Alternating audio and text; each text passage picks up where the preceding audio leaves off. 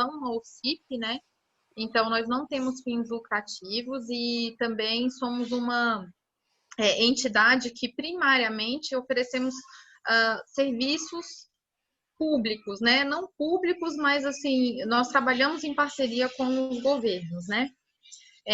A nossa OCIP já tem mais de 24 anos, né? Fez 24 esse ano, já estamos aí caminhando para o 25º ano. E nós temos 6 principais pilares de atuação. O primeiro pilar que é a área de educação, onde nós temos um grande projeto chamado Brasil Mais Digital, que já formou mais de 500 mil alunos aqui no Brasil. É um dos maiores programas da América Latina, enfim, ele foi feito em parceria com a MCTIC e agora a Softex ela é responsável 100% por esse projeto. E estamos em parceria aí com a Microsoft e outras grandes empresas para desenvolver conteúdo para esse projeto. Temos também uma área de investimento, né, onde nós trabalhamos junto com o BNDES e outros fundos de investimento, auxiliando as empresas de tecnologia que precisam, né, alavancar recursos para continuar suas atividades ou para desenvolver um novo produto. Então, a Softex ela faz essa preparação para recebimento desses recursos. Nós temos também a área de inovação, que nós temos vários programas de aceleração, de incubação de startups, dentre eles se destacam o TechD, o IA ao quadrado do MCTIC, Conecta Startup, Startup Brasil e por aí vai. Dentro dessa área de inovação, nós temos muitas oportunidades para startups, né? Tanto de apoio técnico quanto de apoio financeiro. E nós abrimos aí em média de 15 editais por ano para a participação dessas startups em todo o Brasil. Nós temos também um pilar de inteligência, que faz pesquisas de mercado e suporte para tomadas de decisão tanto da Softex quanto dos nossos parceiros, né? E aí dentro também já entra a gente já entra bastante na área de internacional, que a gente faz pesquisa de mercado para as empresas que querem entrar, né, em outro mercado, em outro país.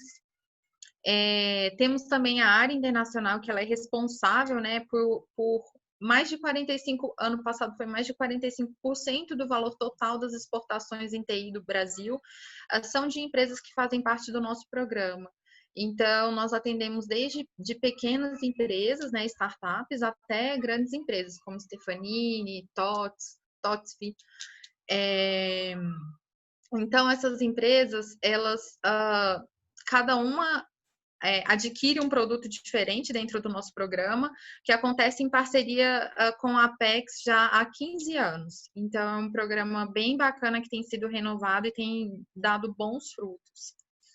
E, por último, nós temos a área de qualidade, né, que é responsável por apoiar a inserção da cultura da qualidade de software e serviço nas micro, pequenas e médias organizações. Então, hoje a gente vai se aprofundar, né, na área de qualidade um pouco mais. E aí eu queria também falar para vocês, dar um aviso aqui, que nós estamos tendo um evento chamado Conexão Amazônia. E ele está acontecendo já, né, desde a semana passada e vai até dia 6 de outubro. Esse evento, ele é feito principalmente para apoiar as startups da região norte que queiram, de alguma forma, conseguir subvenção fiscal, recurso de subvenção fiscal, coisas nesse sentido.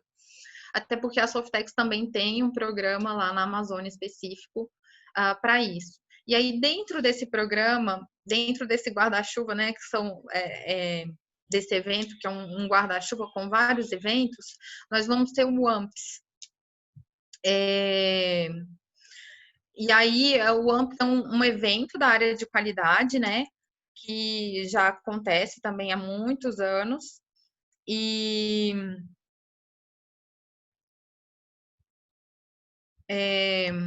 E aí, dentro desse evento, nós teremos workshops, que vai reunir representantes da indústria, governo, academia e todos os países latino-americanos interessados na utilização e evolução tanto do MPS quanto do Programa de Melhoria de Processo de Software Brasileiro.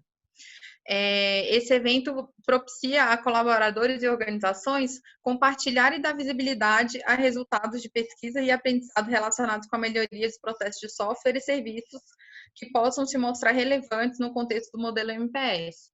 Então, estão todos convidados, esse evento vai ser gratuito esse ano, e vai ser aberto também para toda a sociedade que tenha interesse na área de qualidade e de melhoria de processos. Então, esse evento vai ser bem bacana, está sendo preparado a muitas mãos, e aí eu queria deixar aqui o convite para vocês. Eu acho que eu também não me apresentei. Alô? A gente está te escutando. Estamos me escutando. ouvindo? Estamos escutando. Tudo jóia, desculpa. Então, daí eu não me apresentei, né? Me chamo Marcela Cunha e desenvolvo negócios aqui pela Softex. E aí agora eu vou deixar os experts falarem um pouquinho melhor também tanto sobre o programa quanto também sobre os testes aí, enfim, toda a temática aí do nosso webinar. Obrigada, muito bom, né? É gostoso ver, né, o MPS aí, né, no AMPS, né? Eu acho que a qualidade ela precisa ser realmente expandida, né? E nosso bate-papo hoje vai ser com esse grande cara aí, que é o Valdir Júnior. E a gente vai falar um pouquinho sobre bater um papo, né? Que a gente ficou meio que falando o que a gente vai falar, né? A gente nos bastidores a gente conversa mesmo, né? A gente troca umas ideias. E representando Recife, que eu amo, que a gente estava aí conversando, né? Essa questão das cidades. Falar do assunto de testes, né? E aí, às vezes, assim, eu até pensei em algumas perguntas aí, mas a gente sabe que nesse bate-papo a gente começa, envereda por outros caminhos, mas meu nome é Analia, né? Nem me apresentei, estou aqui também não me apresentando aqui. Sou diretora da Promove Soluções e estou aqui para bater um papo e conhecer mais um pouco de testes de softwares, né? No olhar do Ivaldir aí. E do especialista, né, em teste de software, e a gente conversar um pouquinho. Eu sempre costumo dizer nos meus webinars, eu costumo dizer em tudo que eu falo, né, de que a automação de testes, ela vem automatizar a engenharia de software que a gente fazia manualmente, né? Que naquela época eu já testei muito manualmente, já sofri muito. E essa mudança de cultura, né, para automação agora com agilidade, né? Muitas vezes parece que mudou tudo, né? Parece que não é a mesma coisa, que a engenharia de software foi para o lixo, né? E não é bem assim, né? Os conceitos estão aí, né? E aí eu vou pedir para você, Valdir, se apresentar um pouquinho, falar um pouco de você, né? E aí eu vou começar com as perguntinhas. Ok. Pessoal, boa tarde a todos que nos escutam, estão assistindo. Meu nome é Ivaldir Júnior, eu sou pernambucano, sou de Recife, né? Natural daqui de Recife. É um prazer estar aqui com a Analia e com esse convite maravilhoso do Softex. Eu acho que qualidade é um tema que transcende a área de software, a área de engenharia de software. Nós herdamos muitos conceitos e práticas de outras áreas, como gestão, administração e a própria engenharia. E o que nós estamos fazendo aqui é tentar manter vivo a capacidade de se entregar um produto com qualidade. Então, como eu falei, meu nome é Ivaldir Júnior, sou professor da Universidade de Pernambuco, que é a estadual daqui. Também sou consultor do Softex, o agente Softex, que se chama aqui em Recife Softex Recife, implementador MPS, Certix, enfim, é uma vasta aí experiência nessa área, mas em especial eu tenho me dedicado nos últimos anos na área de teste, né? Sou responsável aqui também pelo modelo que nós temos que se chama MPT, que é Melhoria do Processo de Teste, e fazendo assim um overview muito geral do que teste tem nos proporcionado, e sempre vem aquela pergunta, né? Testar é importante? Por que testar? Né? E eu acho que vale a pena, né, a gente lembrar que antigamente a gente tinha muitas coisas analógicas. Hoje não, hoje nós temos muitas coisas digitais. E tudo hoje tem um sistema embarcado, é uma geladeira, é uma máquina de lavar, o próprio celular, que não é mais celular, né? É multisserviço, né?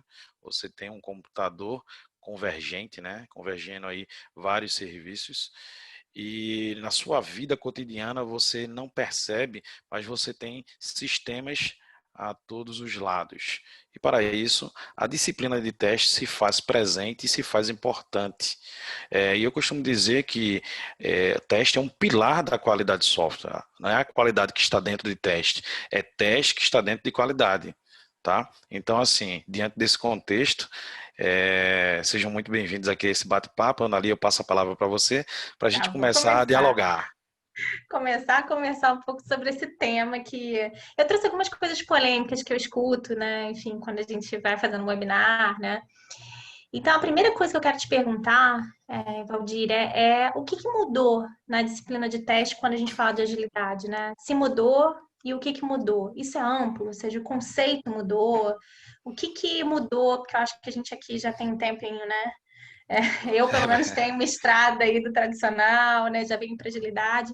Mas, assim, o que efetivamente mudou? E o que não Bom, mudou? É, é interessante que quando a gente fala de mudança, né, dessa transição do tradicional para o ágil, é bom a gente resgatar o que era o tradicional.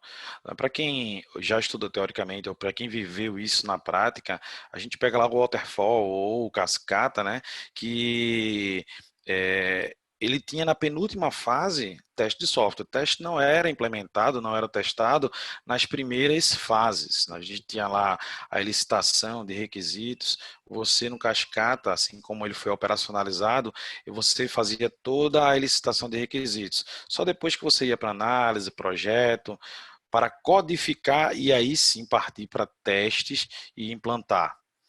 E isso era muito ruim. Por quê? Porque já constatado na indústria e na própria teoria, você tinha ali aproximadamente, quando se começavam os testes, 80% do software já em fase final, né?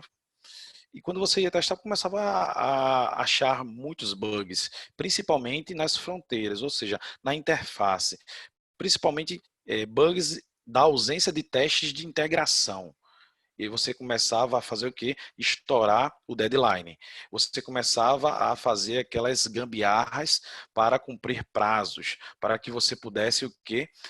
Não pagar as multas contratuais, para que você pudesse sair bem na fita, né? Ou seja, não sujar o nome da sua empresa.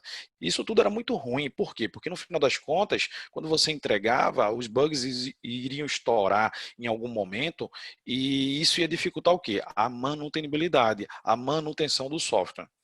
Em 2001, quando teve o boom, né, do manifesto ágil, e que é interessante que muita gente trata o manifesto ágil ou agilidade como um método, um processo. E, na verdade, a metodologia ágil é uma filosofia, é uma cultura. E dessa cultura surgiram algumas metodologias, como o Scrum, como o XP, Kanban e dentre tantas outras.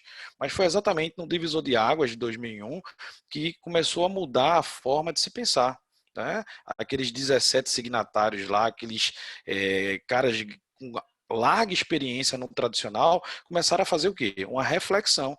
Qual é a reflexão de muitos anos? O que é que não funciona? O que é que a gente fica batendo na tecla e sempre dá errado? Nós não entregamos um produto com qualidade, nós estouramos o prazo, nós estouramos o custo, tem alguma coisa errada. E dado essa reflexão, aí surgiu o manifesto, surgiu as metodologias ágeis, mas vale salientar, né, que de 2001, que foi o manifesto, até 2005, os métodos ágeis, ou a metodologia ágil, ela ficou um pouco que deturpada. Até que em 2005, né, Ken Schwab, Kent Beck, que foram um dos caras que foram os precursores, eu vou parafrasear, né? Eles disseram, ó, vamos moralizar que esse negócio ficou meio complicado. E começaram a recatequizar o que era métodos ágeis, o que era filosofia ágil. Eu costumo dizer que o Fórum Econômico, né, Mundial estava falando que as competências para um profissional do futuro, isso foi em 2018 que ele publicou, era basicamente soft skills. Metodologias ágeis já fala desde 2001 para cá que foco nas pessoas mais do que ferramentas e processos, soft skills, comportamento. Então, o que mudou, né, de uma forma direta, é comportamento, é mudança de mindset. Logicamente que no mundo ágil, você começa a testar antes mesmo da implementação. Você já tem aqueles testes ali na Use Stories, né, nas histórias dos usuários, você pensa de forma otimizada, né? No tradicional você pensava no todo, no ágil você pensa em pedaços, né? Ou seja, nas sprints, ou se a gente voltar um pouquinho antes do boom do mundo ágil, a gente tinha ali o Rational Unified Process, ou seja, o RUP. O RUP, ele foi, eu acredito que um dos grandes passos para a maturidade do ágil. Por quê? Porque o RUP ele é interativo incremental. Qual é a diferença e por que o RUP ele teve seu momento de emergência, ou seja, fama, e depois ele teve seu momento de declínio rápido? Porque interpretaram o RUP de uma forma talvez errada. O RUP ele era muito pesado em termos de documentação. Mas quem disse que eu tenho que implementar toda a documentação? Tudo que ele manda. O RUP não era uma norma. Norma você implementa ela completa. Quando você fala de um guideline, de boas práticas ou de um processo, você tem que pegar o que agrega valor ao teu negócio. Então, geralmente, quando eu vou para uma empresa, eu tento mapear o que agrega valor. Né? O que agrega? Qual foi a motivação da contratação de uma melhoria de processo, seja de software ou de teste, para que eu entenda a motivação e possa direcionar melhor a melhoria do processo. Então, no mundo ágil, você começa lá visando o quê? Agregar valor ao negócio, entregar o produto com defeito zero, obviamente que a gente sabe que isso é pesado, defeito zero, mas com o mínimo de defeito possível ou defeito zero nas funcionalidades que são de alta criticidade, né? Que é aquele 80-20 de Pareto. A gente tem que... Só te perturbar um pouquinho, fazer um bate-papo aqui. Você sabe que essa questão é bem interessante, né? Porque antigamente a gente começava a testar pelas tabelas auxiliares, né? Pelo que tinha menos valor, né? É A gente verdade. começava, vamos botar coisa para dentro. Era essa a filosofia, né?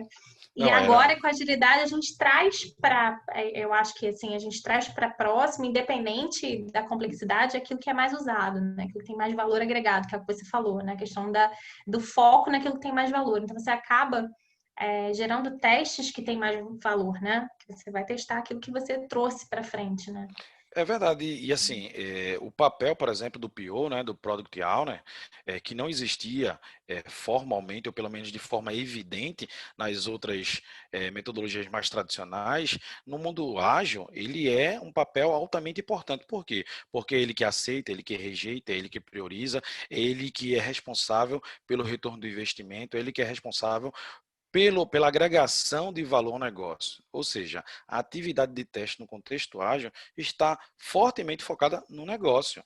Esse é o principal objetivo. É você ter o quê? Uma análise crítica do produto e tentar descobrir quais são os pontos de melhorias para agregar no produto final. É por isso que no mundo ágil é muito famoso o quadrante do teste ágil, né? Que o quadrante é muito apoiado ali na pirâmide, que a gente vai falar mais à frente, mas ele tem o quadrante que foca na automação, ele tem um quadrante que foca na automação e nos testes manuais, mas também ele tem um quadrante que foca em ferramentas e não despreza os testes manuais. Isso a gente vai falar depois, mas uma coisa curiosa no que você falou, né? A questão da agilidade, é que para mim, todo mundo falou, time multidisciplinar, né? Aí às vezes eu recebo umas mensagens tipo assim, mas o tester, cadê o tester, né? Eu acho que a importância do tester, que hoje a gente chama que é o profissional da qualidade, como bem você colocou no início, né? Que é um dos pilares, é a qualidade em si, ele já está no projeto bem antes, bem ali nas histórias, né? Ele está ali para o time ganhar maturidade nos critérios de aceitação, que são a primeira, né? Vamos lá, um primeiro passo lá dos testes, que são os critérios de aceitação. Então, ele está ajudando o PO ali, ele está desde o início. E eu gosto muito do QA, que é o tester, né? Pareando, né? Junto com o desenvolvedor, né? Ali fazendo os testes unitários. Aí, entrando nessa parte de parear, vamos falar um pouquinho sobre a pirâmide de automação de testes. Quem é a responsabilidade de cada tipo de testes, né? Vou colocar aqui mais ou menos a pirâmide, né? Que é o que o DevOps ele coloca, é o que eu acredito também nessa pirâmide, e aí a gente pode discutir um pouco, porque tem situações onde nem sempre a pirâmide é adequada, mas a gente pode conversar isso depois. Okay. Que a gente tem os unitários, que na verdade deveriam ser a maior base da pirâmide, os de serviços, que você falou ali, que são os mais problemáticos, né, que são depois, e você tem os de interface, que são mais complexos para você fazer os testes, né? E aí a minha primeira pergunta é, quem é responsável pelo quê? Né? Se a gente pode dizer isso, né? Porque tudo é time na agilidade, né? É verdade. Mas com relação ao desenvolvimento, se como é que você vê essa questão dos testes unitários automatizados? É cultura também? É 100%? Fala um pouquinho sobre essa pirâmide para mim. Bem, para nós, né? Sempre teve, né, essa discussão, né? Eu devo fazer 100% de testes automatizados, eu devo desprezar os testes manuais, e aí, nos últimos anos, essa pirâmide veio ganhando força, né? Inclusive o próprio DevOps, né, que a gente vai falar mais à frente, ele aconselha você a seguir este caminho. Então, assim, eu penso que num time ágil, você não tem aqueles papéis bem definidos como você tem no tradicional. Você tem ali o testador, você tem o DBA, né, o Data Administrator, você tem o Senior, o engenheiro sênior, pleno, você tem o analista. Na verdade, você tem o quê? Uma equipe multidisciplinar, um time multidisciplinar, que todos têm a sua especialidade, mas eles têm um conhecimento mais holístico, mais abrangente, que podem dar continuidade a tarefas talvez menores ou que necessite de menos especialidade. Por exemplo, vamos pensar num tester. Eu posso ter no meu time um dev que tenha larga experiência em teste também. Ele pode ter mais experiência em dev, mas ele tem uma visão muito boa, profunda em testar de forma automatizada, ou manual, enfim, ele tem uma cultura internalizada. Na verdade, um time ágil, se ele não puder testar, outra pessoa tem que testar. Mas ele pode ser o cara que é um engenheiro de automação. Então, o que eu acho que deve ser? No mundo ágil, não existe um responsável por uma área, não existe. Mas existe aquela pessoa que vai nortear, que vai ser um líder informal, o cara que tem mais experiência, que vai compartilhar isso com os demais, que vai puxar a responsabilidade dentro de um contexto de determinado projeto para dar foco, né? Se a gente pensar num time ágil guiado por um quadro Scrum, a gente percebe que a qualquer momento da interação, da sprint, eles podem pegar os post-its que representam uma tarefa e não existe uma ordem para isso, né? E a ideia é que no final da interação, da sprint, ele entregue o código funcionando. E aí o que é que acontece? Eu posso pegar uma mais fácil, você pegar uma mais complexa, e à medida que nós fomos pegando, pode ter uma atividade que eu não tenha capacidade técnica, pelo menos ainda.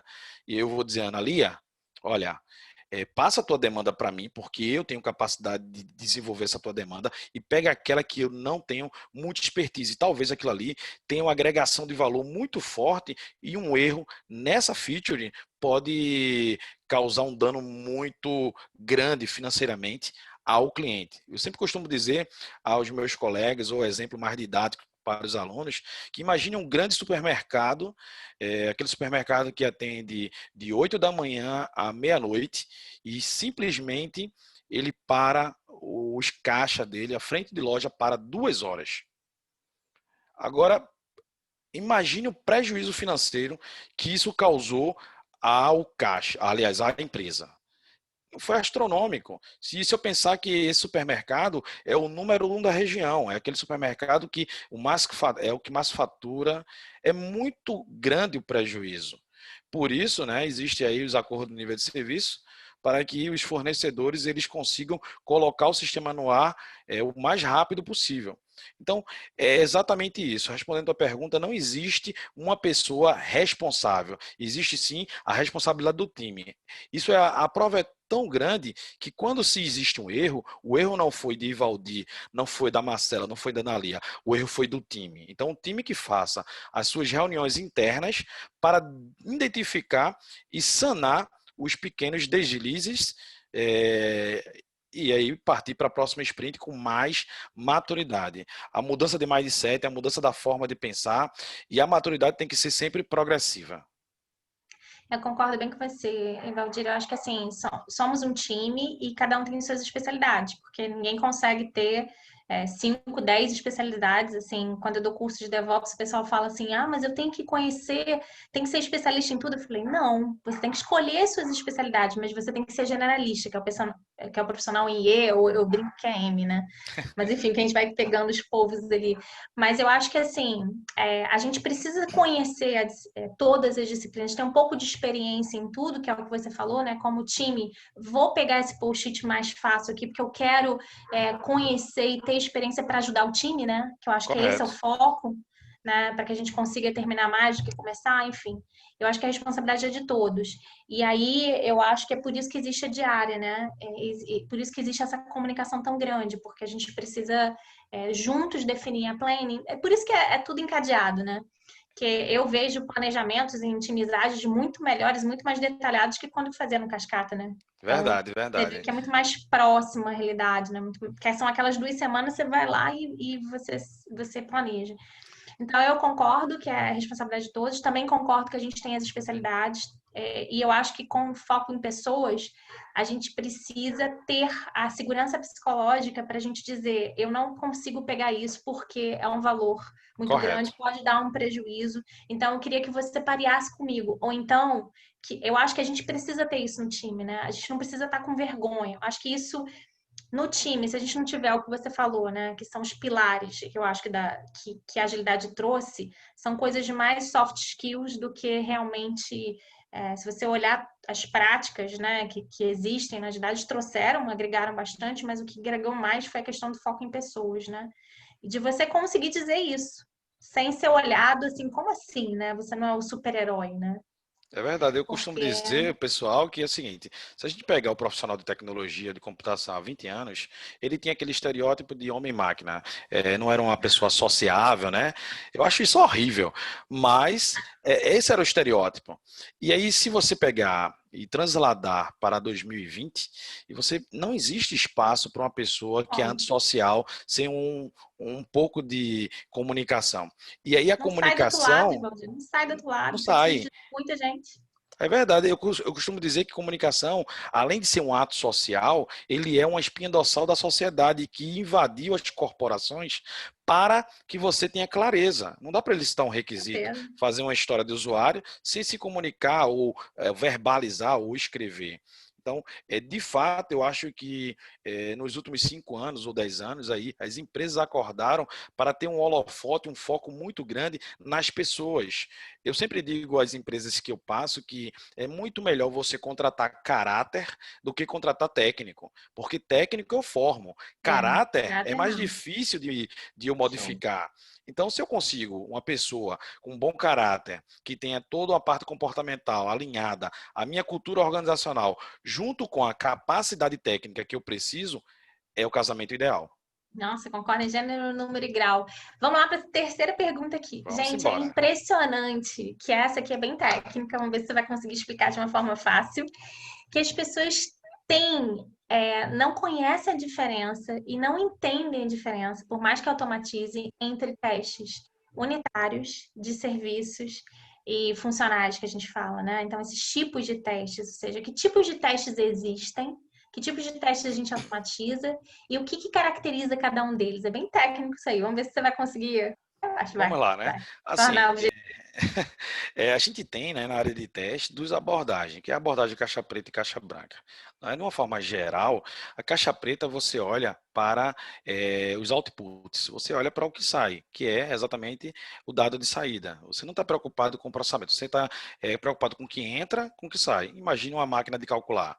Você botou 1 mais 1, você sabe que o resultado vai ser 2. Então você está preocupado em dado de entrada e dado de saída e verificar se isso está válido. Ótimo. Já o caixa branca está com foco no código, né? Você vai analisar o código. Então, os principais tipos de testes que nós temos o funcional, que é exatamente um tipo caixa preta, é a perspectiva do usuário, né?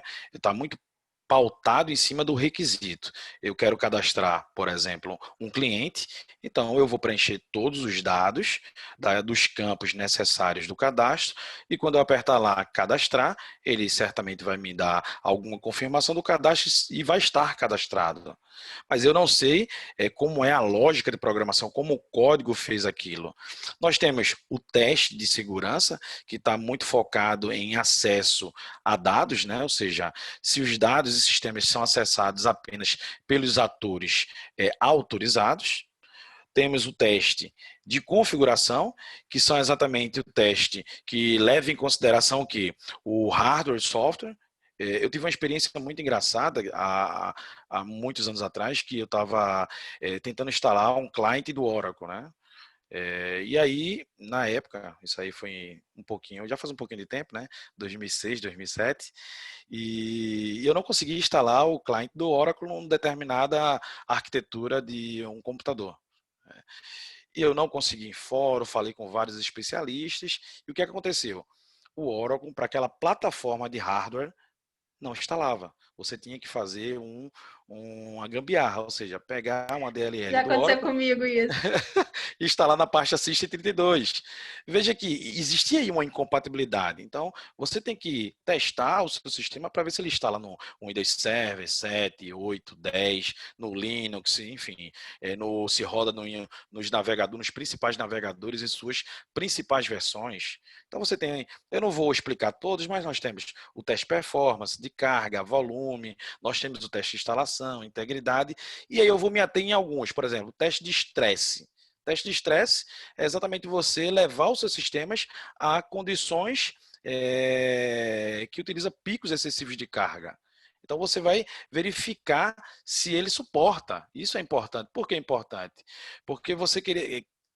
Imagine uma empresa que trabalha com volume grande de dados, né? Eu costumo dizer que teste de carga, volume, estresse são tipos de testes que você tem que fazer na mesma hora. Conceitos distintos. Você está trabalhando ali com o ambiente normal, com o volume de carga que ele normalmente utiliza, outro você vai aumentar o volume de carga, e o outro você vai tentar ver até onde o sistema quebra, cai, ele para, né? E você pode fazer isso com uma plataforma estilo a Magalu, Submarino, Amazon. Quantos usuários eu tenho, o meu limite máximo, fazendo transações simultaneamente? É muito importante que a empresa saiba disso, porque ela tem que monitorar para ter um alerta e tomar uma ação, tá? E aí você tem o smoke test, né? Que tem aquela brincadeirinha ali, onde há fumaça, onde há fogo, né? Então, o smoke test, há quem diga que é teste do macaco também, né? Que, mas no geral, o pessoal acaba criando várias nomenclaturas. Eu costumo usar a corrente STQB, porque aí tem os sílabos, que eu acho que tem os jargões internacionalmente conhecidos, e tem o teste de regressão. Logicamente que eu estou focando aqui em vários tipos de testes, os principais, existem inúmeros. O teste de regressão, eu acho que é muito importante, principalmente quando a gente fala em automação. Eu acredito que o teste de regressão, ele é a mola propulsora para dizer assim, você precisa automatizar. Por quê? O teste de regressão, quando ele toma 1, 2, 3 dias e que você não consegue terminar, você precisa automatizar aquelas funcionalidades. E o que é o teste de regressão? Eu adicionei uma funcionalidade, eu dei manutenção em uma determinada parte do meu sistema, eu tenho que fazer o quê? Um mapeamento de todas as partes do sistema, do meu software, das minhas funcionalidades que podem ser afetadas por aquela adição ou modificação. E aí eu tenho que retestar. E isso gera muito trabalho, principalmente quando você fala de sistemas complexos. E aí não dá humanamente para se testar e garantir isso, porque diariamente a empresa está evoluindo, dando manutenção. E você, quando Deixa eu trabalhar terminar... seu raciocínio só para fazer bate-papo. E é uma coisa que acontece quando você está na primeira sprint, é lindo, né? Quando você está na Não, segunda sprint, quando você tem um escalamento, três times trabalhando no mesmo fonte, olha que lindo. não, é extremamente complicado. Aí é o que eu falo, né, gente? Assim, a questão dos testes automatizados, eles têm que começar pelo aquilo que vai te dar mais trabalho, né? Você pode priorizar esse tipo de teste. Então, super dica aí do Valdir. Eu acho que quando a gente tem os critérios de dano, que é o que a gente. Quando a gente fala de dois times trabalhando no mesmo código-fonte, o dano é integrado já. Né? Então, você tem que fazer todo o trabalho para você integrar e fazer esse teste. Né? É Que é o que a gente verdade. começa a ter os cascatagens, né? De É você ter, verdade. sei lá, as entregas e depois no finalzinho vai alguém olhar para ver se está tudo fechado. E não vai terminar nunca, né? Então, Não, nunca vai terminar. E aí eu queria só comentar um relato que aconteceu com a empresa que eu dei consultoria. Quando eu fui começar a dar consultoria na empresa, ele me perguntou, eu gostaria de automatizar 100% dos meus testes. E aí você faz, é possível? É possível. Porque depende do contexto da empresa. Você nunca vai ter uma receita de bolo que vai aplicar em todas as empresas. Qual é o problema? Para você chegar à automação de teste, você precisa ter uma cultura de teste. Você precisa ter um nível de maturidade que nem todas as empresas têm. Então, se você não tem maturidade ou não tem uma cultura, não dá para automatizar. Você vai jogar dinheiro fora. Você vai comprar a melhor suíte de teste, vai comprar um teste complete, a suíte da IBM e você vai gastar dinheiro. Eu o tenho time não vai uma. manter, vai Não ficar vai. ali internamente, quem vai manter e acabou, né? E os scripts vão desatualizar, porque o software vai evoluir Isso aí. e foi trabalho jogado fora.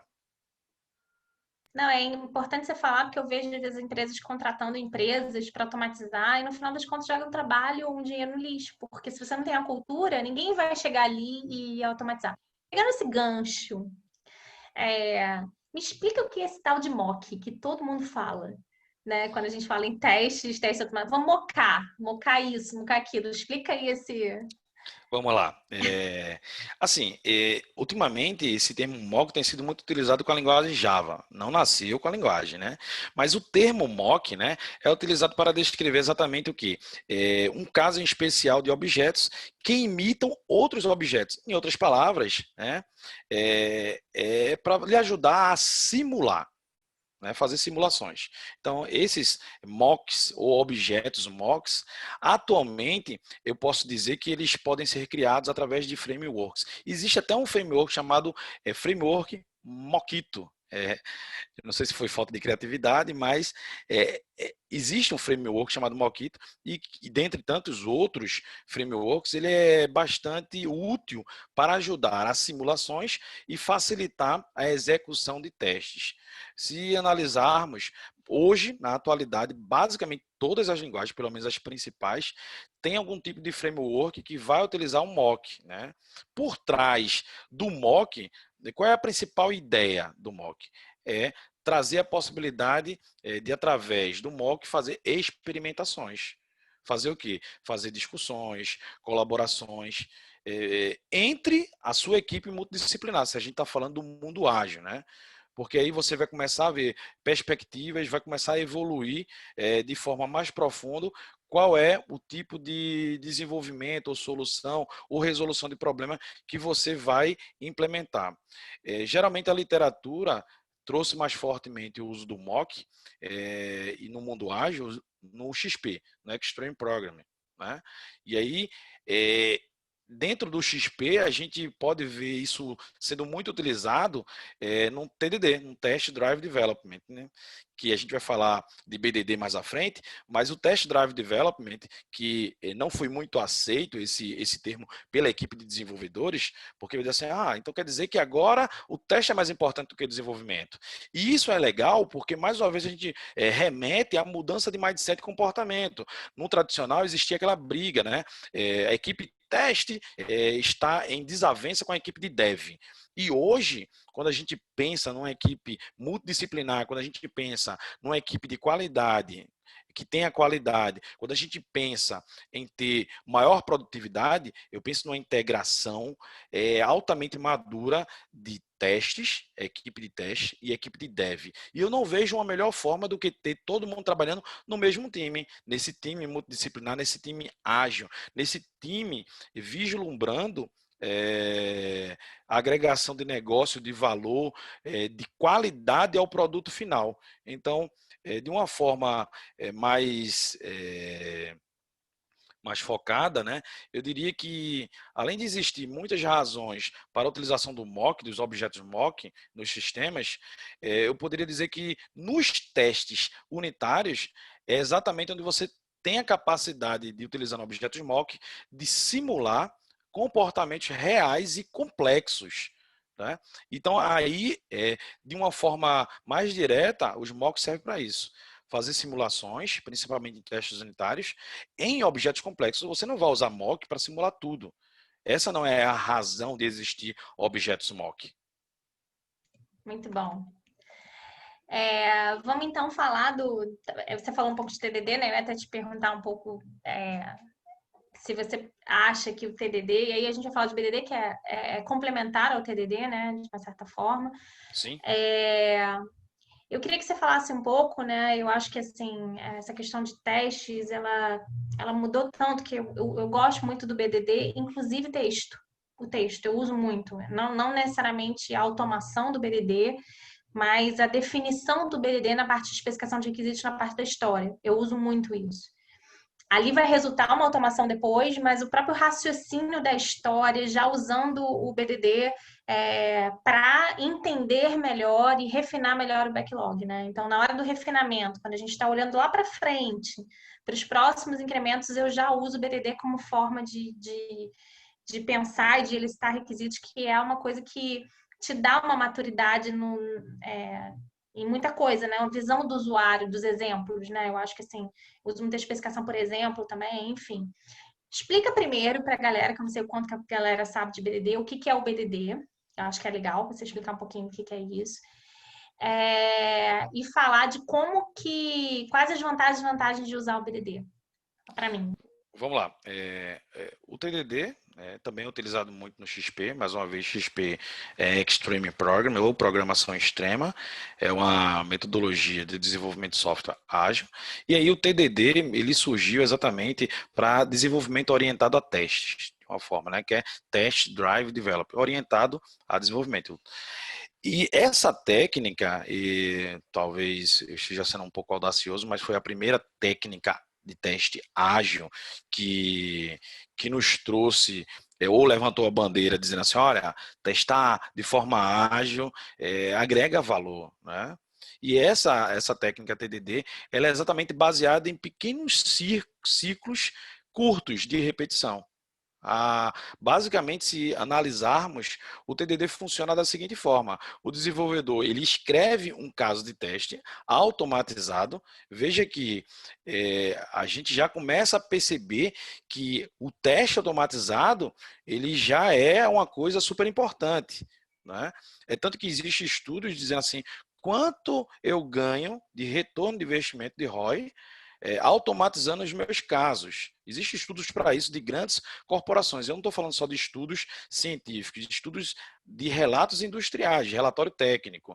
E isso é muito importante por quê? Porque nos remete à importância. O TDD, ele basicamente surgiu ali em 2003. Quando eu falo de surgir em 2003, eu estou dizendo que o Brasil ainda estava engateando em qualidade, em levantar a bandeira da qualidade nessa época. A gente tinha aí o MPS nascendo, a gente tinha aí algumas Primeira avaliação da iniciativas. MPS foi 2003, lá na BL, eu estava lá, uma das Veja, primeiras lá, legal. 2005, 2005, estava nascendo, 2005, nascendo, a gente tinha aí o CMMI, que na época existia aquela orientação que basicamente só grandes empresas poderiam implementar o CMMI, e estava nascendo ali o TDD de uma forma muito simplista, tímida. E com o passar dos anos, que houve aí uma grande adoção do MPS, com o auxílio do governo, impulsionado pelo Softex Nacional, com os agentes Softex aí disseminando, e com a vinda das práticas ágeis, aí sim começamos a ser encorajados a utilizar esse tipo de prática, né, de escrever de forma a automatizar os casos de teste antes mesmo de chegar à codificação. Veja que negócio interessante. A ideia era facilitar o quê? A vida do desenvolvedor. Já em 2003, sempre foi o coração do desenvolvimento de software é o desenvolvimento, é a equipe de desenvolvimento. Não tem como você mudar isso. As outras disciplinas, elas são importantes, engrenagens altamente relevantes, mas o coração é o dev. E aí, tudo que nós fazemos em torno é buscando facilitar o desenvolvimento de software. E testar dirigido a desenvolvimento era escrever algo de forma a automatizar, de facilitar a vida do desenvolvimento para antecipando os bugs vindouros após a implementação. Imagine que toda vez que você vai implementar, você tem que fazer o quê? Num teste unitário com debug. Aquilo dá um trabalho desgraçado. Você ficar debugando o código. Se o seu sistema tiver 400 mil linhas de código, você nunca mais vai terminar. Nunca mais vai terminar. Então, de uma forma muito prática, é isso, tá? Logicamente que eu posso dizer que o TDD, ele é base, ele é o fundamento do BDD. O BDD ele é uma evolução, né? Que é o Behavior Driven Development, né? Ou o desenvolvimento baseado em comportamento. E ele é muito importante.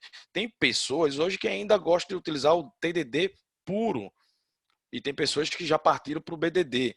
Eu tive uma implementação do MPS no TRT daqui de Pernambuco, que eu participei alguns anos atrás, que eles já tinham a maturidade de utilizar BDD, e eles não tinham um testador, uma equipe dedicada de teste. Era uma equipe multidisciplinar. Todo mundo testava, todo mundo desenvolvia. Agora, o mais importante é que eles tinham a consciência e a maturidade que não é porque eu estou utilizando um TDD ou um BDD que eu tenho que negligenciar ou extinguir a minha equipe de teste dedicada. Não, você falou essa questão do comportamento, né? O quanto que é importante, né? Eu gosto muito de uma figura do livro Jornada DevOps, que ele tem essa questão do BDD ser complementar ao TDD, né? Então, você tem lá os Isso. comportamentos, depois você une ele aos testes automatizados. Na verdade, ele é o primeiro, o princípio, e depois o desenvolvedor ele vai encaixando no BDD, que são os comportamentos, né? Eu gosto muito dessa figura que mostra essa evolução, né? Você não acaba com o TDD, né? O TDD, na verdade, está ali, né? O que você falou, é um complementar, É né? um Uma complementar. outra visão, né? Uma visão que auxilia, inclusive, o TDD. Por isso que eu gosto muito do BDD, né? Mas é o que você falou. Depende muito, né? Depende muito da cultura. E eu acho que esse depende, essa adaptação que a gente começou a falar logo no início, essa agregação, essa agregar valor, né? Eu acho que não tem uma fórmula mágica. Eu acho que Não tem. depende de como você vê a cultura do time e eu acho que sempre você tem que começar pela cultura. Por exemplo, se a cultura ela já tá boa, se você vê que a transparência tá boa, aí você começa a ver os gargalos, começa a automatizar. Mas se ainda falta transparência, ainda falta a questão da inspeção, a questão da adaptação, eu acho que você tem que, minha opinião, né, começar pela cultura, porque depois que a cultura tá ali, é mais fácil você implantar o restante, né? Não E é concordo. engraçado que quando eu falo em DevOps, todo mundo pensa logo que a gente vai falar em um monte de ferramenta, né? Falei, gente, se não tiver cultura, é o que você falou, vai ficar um bando de ferramentas sem integração, ninguém sabe o que vai fazer depois, ninguém sabe integrar. Porque aí, como é que faz, né? Se você tem lá uma ferramenta, uma LM, é mais fácil, né? Que tá tudo Não. ali casadinho. Mas se você tiver coisas frias, que normalmente é o que cai no nosso colo, né? Como arquiteto lá, vai ficar no nosso colo um monte de ferramenta, porque é tudo frio, e aí você tem que integrar tudo. E aí, cadê o processo no meio, né? É verdade. Mesmo nas LM, você tem um processo ali por trás que você tem que seguir. Se você não entende engenharia de software da base, você não consegue seguir, né? Então, dentro desse conceito de adaptação e agregar valor, é uma pergunta que não quer calar. Eu não sei se tem perguntas aí no chat, mas vou dar uma olhada. É o fim dos testes manuais? Veja, é, Nossa, é, eu tinha é que terminar, eu tinha que falar essa. Na minha opinião, vou falar na minha opinião, existem várias correntes, mas na minha opinião, não é o fim. Mas eu diria que quanto mais maturidade a empresa tem, menos testes manuais ela faz. É como eu falei no início, se uma empresa ela não tem maturidade nenhuma, eu já peguei empresas para dar consultoria em melhoria, que a empresa não tinha nem equipe de teste. A empresa, algumas tinham equipe de teste, mas como o teste é negligenciado, quem fazia os testes era o estagiário, sem formação nenhuma. Entrou agora, tu vai ser testador. Então, primeiro que o gerente de técnico, o patrocinador, ele tem que botar na cabeça que ele precisa de pessoas qualificadas. Dado a isso, ele precisa dessas pessoas para crescer na maturidade, fazer a gestão de conhecimento da forma que for possível. Se você consegue, toda vez que chega um novo colaborador, você consegue catequizar ele, você consegue repassar o conhecimento, pelo menos básico, seja do fluxo, do processo básico de desenvolvimento, de teste e de operação de serviço de TI, isso já é uma grande conquista. À medida que você vai subindo na maturidade, você certamente vai diminuir os testes. Focado e pautado em casos de testes, vai partir para scripts automatizados e o que você vai fazer é testes exploratórios. O que são testes exploratórios? São testes baseados na experiência, não é na falta de experiência do estagiário, é na experiência, né, onde você vai trilhar os caminhos onde você já percebeu que aparecem mais bugs, erros, inconsistências. E aí sim, você num nível de maturidade alto, você vai ter automação e testes exploratórios. Então, Adorei essa do estagiário, que é o que você faz normalmente, né? Botar o estagiário para testar, gente. Não algum problema, ele pode parear com alguém, mas enfim, tem que isso. ter alguém mais experiente, mas não dá para ele fazer teste exploratório sem ter noção. Olha, temos uma pergunta aqui, Rodi, que eu acho que é muito boa. Ana Caroline, obrigada. Bom testador tem que programar? Vai que é sua. Veja, é a mesma coisa, o mesmo contexto de dizer assim, um bom gerente de projeto de teste, ele tem que ser um bom técnico, ele tem que ser um bom desenvolvedor? Não necessariamente, porque eu posso ter um bom gerente de projeto, que ele não é bom tecnicamente, ou seja, não sabe desenvolver em Java, Visual Studio, e em Python e dentre tantas outras, mas ele sabe desempenhar bem o papel de gerente de projeto. Agora, se ele tem perfil e ele é um bom desenvolvedor, conhece tecnicamente, é o melhor cenário possível. Então, se eu tenho um testador que ele saca muito de desenvolvimento, excepcional, que eu comprei um e veio dois. Eu vou pedir para ele automatizar, eu dizer, ó, bota tudo aí, cria os scripts, estuda BDD, adota TDD, ótimo, tá? Agora, o que é que eu acho que tem que ser feito? Todo bom testador, ele pode até não ser um ótimo desenvolvedor, mas ele tem que ter conhecimentos. Porque senão vai dificultar a vida da equipe ágil, a equipe multidisciplinar. Ele tem que ter uma base sólida para ele desenrolar pelo menos as coisas mais simplistas.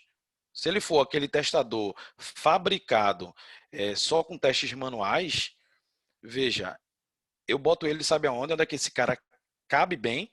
Ele cabe bem no atendimento ao cliente, serviço de TI.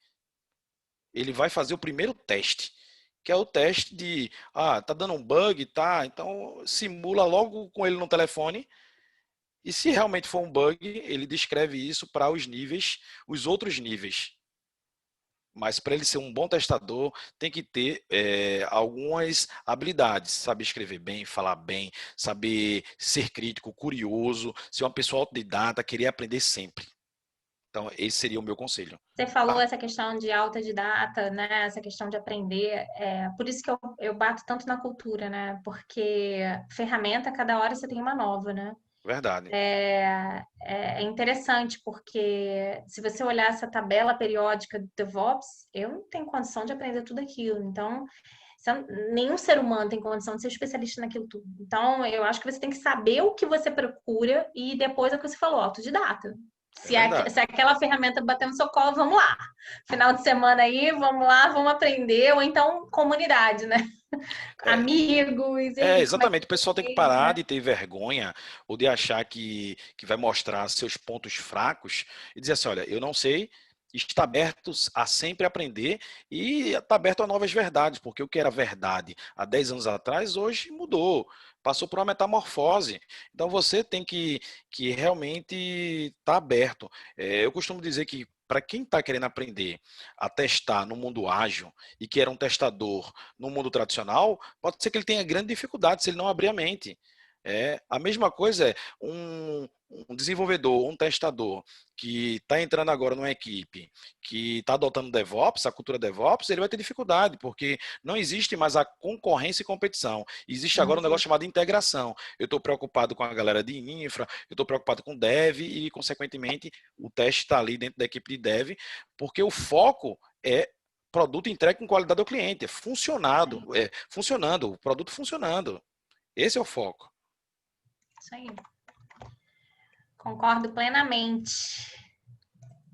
Opa.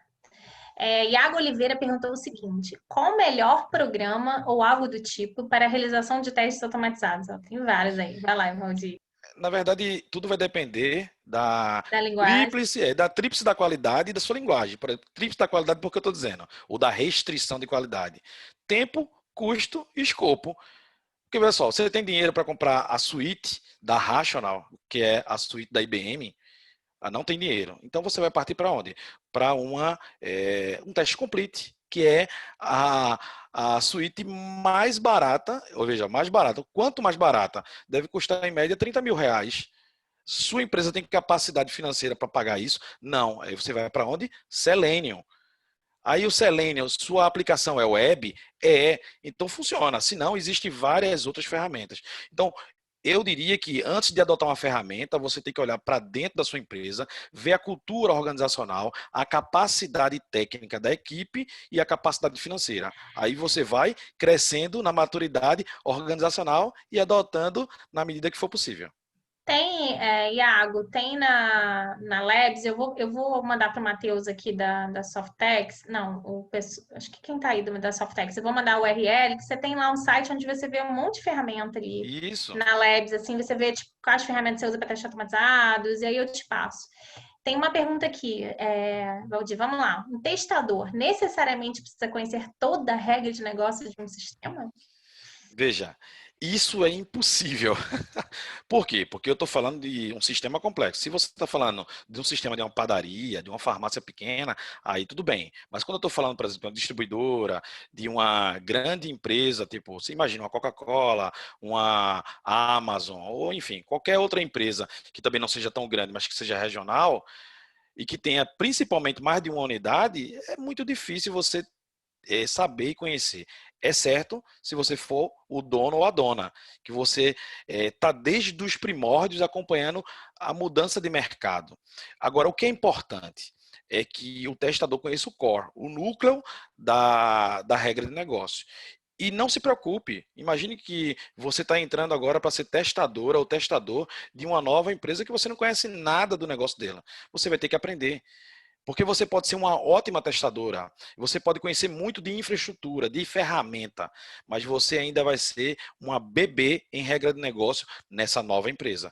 Então, existe uma curva de aprendizagem aí de negócio, mas que você, com toda essa sua capacidade, expertise e base, vai ser mais fácil de aprender. Tem mais uma perguntinha aqui. A pergunta da Aline. É possível realizar testes automatizados em qualquer sistema? Aline, deixa eu só te falar um parênteses. Eu tenho umas 3 semanas fiz um webinar de testes automatizados no mainframe. DevOps no mainframe. Então, assim, acredito que você pode fazer testes automatizados, sim. É uma cultura, né? Você pode automatizar. Você não precisa fazer o TDD em si, mas você pode automatizar os testes. Mas, Valdir, complementa aí. Veja, eu concordo com a Analia, entendeu? O que acontece dependendo da suíte, da ferramenta que você vai utilizar, ela dá suporte a algumas linguagens. E aí você tem que só estar atento. Mais uma vez, nós pensamos que o ferramental vai resolver nossos problemas. Na verdade, o ferramental ele tem que suprir as nossas necessidades e não nós nos adequarmos ao ferramental. Então, antes de comprar a ferramenta ou adotar uma ferramenta mesmo open source, você tem que verificar qual é o seu problema, qual a sua necessidade e partir para fazer uma pesquisa, né, um pequeno brainstorm com sua equipe para identificar as possíveis ferramentas. Mas, no geral, sim, você tem condições de automatizar em pequena ou larga escala. Odir, muito obrigada. Amei o nosso bate-papo. A gente vai ter que ter vários agora. É A gente vai ter verdade, estou que sempre, explorar mais um sempre à monte de disposição. coisa. Adorei conversar com você. Se tiverem mais perguntas, vocês podem mandar e-mail para qualidade@softex.br. E eu me despeço aqui querendo mais.